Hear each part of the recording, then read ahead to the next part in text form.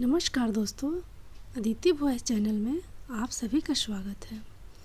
आज मैं सुनाने जा रही हूँ श्री दुर्गा सप्तशती का दूसरा अध्याय।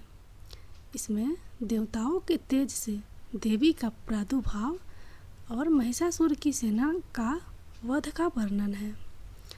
प्राचीन काल में देवताओं और असुरों में पूरे 100 वर्षों तक घोर युद्ध हुआ था और देवराज इंद्र देवताओं के नायक थे। इस युद्ध में देवताओं की सेना परास्त हो गई थी और इस प्रकार संपूर्ण देवताओं को जीत महिषासुर इंद्र बन बैठा था। युद्ध के पश्चात हारे हुए देवता प्रजापति श्री ब्रह्मा को साथ लेकर उस स्थान पर पहुँचे जहाँ पर कि भगवान शंकर विराजमान थे। देवताओं ने अपनी हार का सारा वृत्तांत भगवान श्री विष्णु और शंकर जी से कह सुनाया।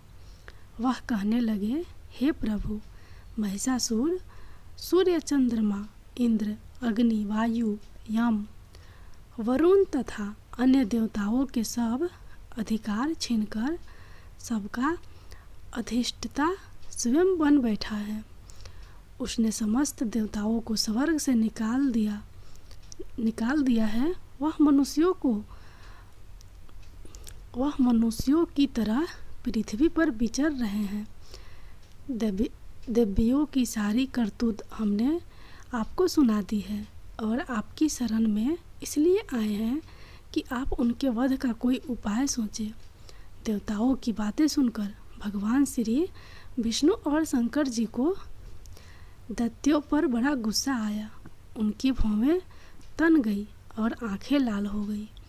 गुस्से में भरे हुए भगवान विष्णु के मुख से बड़ा भारी तेज निकला और उसी प्रकार का तेज भगवान शंकर, ब्रह्मा और इंद्र आदि दूसरे देवताओं के मुख से प्रकट हुआ।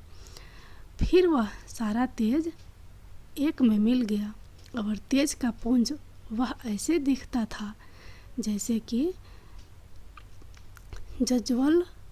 जज्वल्यमान पर्वत हो। देवताओं ने देखा कि उस पर्वत की ज्वाला चारों ओर फैली हुई थी और देवताओं के शरीर से प्रकट हुए तेज की किसी अन्य तेज से तुलना नहीं हो सकती थी। एक स्थान पर इकट्ठा होने पर वह तेज एक देवी के रूप में परिवर्तित हो गया और अपने प्रकाश से तीनों लोकों में व्याप्त जान पड़ा। वह भगवान शंकर का तेज था। उससे देवी का मुख प्रकट हुआ। यमराज के तेज से उसके सिर के बाल बने। भगवान विष्णु के तेज से उसकी भुजाएं बनी। चंद्रमा के तेज से दोनों स्तन और इंद्र के तेज से जंघा तथा पिंडली बनी और पृथ्वी के तेज से नितंब भाग बना। ब्रह्मा के तेज से दोनों चरण और सूर्य के तेज से उनकी अंगुलियां पैदा हुई। वसुओं के तेज से हाथों की अंगुलियां एवं कुबेर के तेज से नासिका बनी। प्रजापति के तेज से उसके दांत और अग्नि के तेज से उसके नेत्र बने। संध्या के तेज से उसकी भौहें और वायु के तेज से उसके कान प्रकट हुए थे। इस प्रकार उस देवी का प्रादुर्भाव हुआ था। महिषासुर से पराजित देवता उस देवी को देखकर अत्यंत प्रसन्न हुए। भगवान शंकर ने अपने त्रिशूल में से एक त्रिशूल निकालकर उस देवी को दिया और भगवान विष्णु ने अपने चक्र में से एक चक्र निकालकर उस देवी को दिया। वरुण ने अपने चक्र में से एक चक्र निकालकर उस देवी को दिया।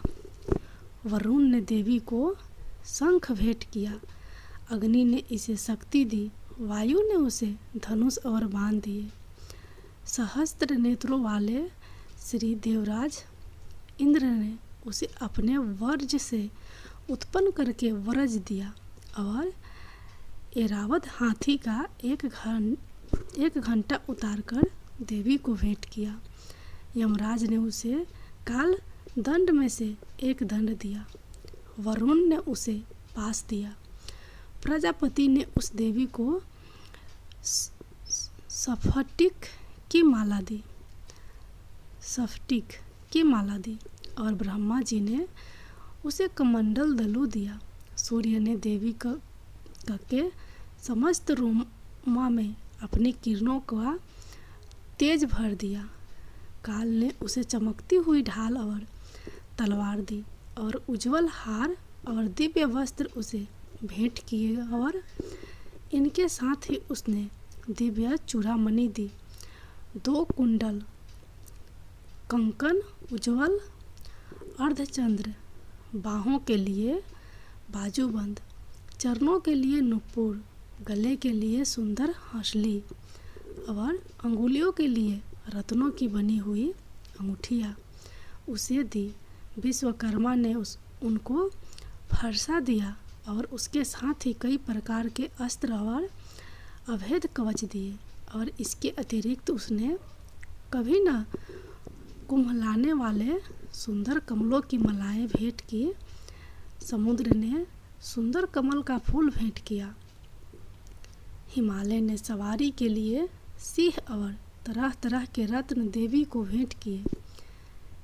यक्षराज कुबेर ने मधु से भरा हुआ पात्र और शेषनाग ने उसे बहुमूल्य मणियों से विभूषित नागहार भेंट किया। इसी तरह दूसरे देवताओं ने भी उसे आभूषण और अस्त्र देकर उसका सम्मान किया। इसके पश्चात देवी ने उच्च स्वर से गर्जना की। उसके इस भयंकर नाद से आकाश गूंज उठा। देवी का वह उच्च स्वर से किया हुआ सिंहनाद समा न सका। आकाश उनके सामने छोटा प्रतीत होने लगा। उससे बड़े जोर की प्रतिध्वनि हुई जिससे समस्त विश्व में हलचल मच गई और समुद्र कांप उठे। पृथ्वी डोलने लगी और सबके सब पर्वत हिलने लगे। देवताओं ने उस समय प्रसन्न हो सिंहवाहिनी जगतमयी देवी से कहा, देवी तुम्हारी जय हो। इसके साथ महर्षियों ने भक्ति भाव से विनम्र होकर उनकी स्तुति की। संपूर्ण त्रिलोकी को शोक मगन देखकर दैत्यगण अपनी सेनाओं को साथ लेकर और हथियार आदि सजाकर उठ खड़े हुए। महिषासुर के क्रोध की कोई सीमा नहीं थी। उसने क्रोध में भरकर कहा, यह सब क्या उत्पात है।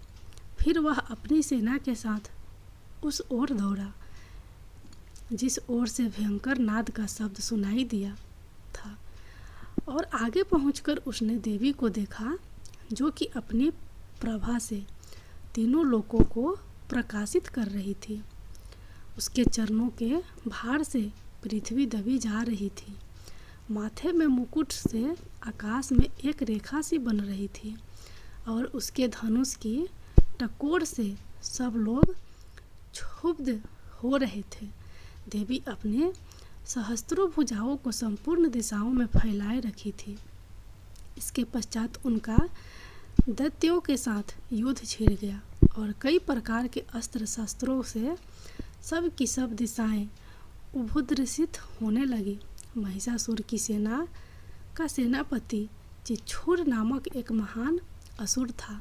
वह आगे बढ़कर देवी के साथ युद्ध करने लगा और दूसरे दैत्यों की चतुरंगिनी सेना साथ लेकर चामर भी लड़ने लगा और 60,000 महारथियों को साथ लेकर उदग्र नामक महादैत्य आकर युद्ध करने लगा और महाहनु नामक असुर 1 करोड़ रथियों को लेकर असीलोमा नामक असुर 5 करोड़ सैनिकों को साथ लेकर युद्ध करने लगा। वास्यकल नामक असुर 8 लाख असुरों के साथ युद्ध में आ डटा। बिडाल नामक असुर 1 करोड़ रथियों सहित लड़ने को तैयार था। इन सब के अतिरिक्त और भी हजारों असुर हाथी और घोड़े साथ लेकर लड़ने लगे और इन सब के पश्चात महिषासुर करोड़ों रथों हाथियों और घोड़ों सहित वहां आकर देवी के साथ लड़ने लगा। सभी असुर तोमर, भिनिंदपाल, शक्ति, मुसल, खंडगों, फरसों, पटियों के साथ रणभूमि में देवी के साथ युद्ध करने लगे। कई शक्तियाँ फेंकने लगे और कोई अन्य शस्त्रादि। इसके पश्चात सबके सब दैत्य अपनी तलवारें हाथों में लेकर देवी की ओर दौड़े और उसे मार डालने का उद्योग करने लगे। मगर देवी ने क्रोध में भर कर खेल ही खेल में उनका सब अस्त्रों शस्त्रों को काट दिया। इसके पश्चात ऋषियों और देवताओं ने देवी की स्तुति आरंभ कर दी और वह प्रसन्न होकर असुरों के शरीर पर अस्त्र शस्त्रों की वर्षा करती रही। देवी का वाहन भी क्रोध में भरकर दैत्य सेना में इस प्रकार विरचने लगा जैसे कि वन में दावानल फैल रहा हो। युद्ध करती हुई देवी ने क्रोध में भर जितने श्वासों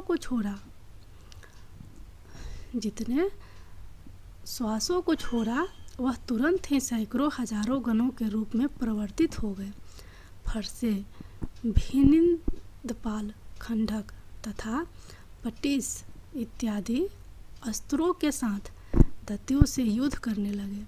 देवी की शक्ति से बढ़े हुए वह गण दैत्यों का नाश करते हुए ढोल, शंख व मृदंग आदि बजा रहे थे। तदंतर देवी ने त्रिशूल, गदा, शक्ति, खंडक इत्यादि से सहस्त्रों असुरों को मार डाला। कितनों को घंटे की भयंकर आवाज से ही यमलोक पहुंचा दिया। कितने की असुरों को उसने पास में बांधकर पृथ्वी पर धर घसीटा। कितनों को अपनी तलवार से टुकड़े टुकड़े कर दिए और कितनों को गदा की चोट से धरती पर सुला दिया। कई दैत्य मुसल की मार से घायल होकर रक्त वमन करने लगे और कई शूल से छाती फट जाने के कारण पृथ्वी पर लेट गए और कितनों की बांध से कमर टूट गई। देवताओं को पीड़ा देने वाले दैत्य कट कट कर मरने लगे। कितनों की बाहें अलग हो गई, कितनों की ग्रीवाएं कट गई, कितनों के सिर कट गए। सिर कटकर दूर भूमि पर लुढ़क गए। कितनों के शरीर बीच में से कट गए और कितनों की जहजाएं कट गई और वह पृथ्वी पर गिर पड़े।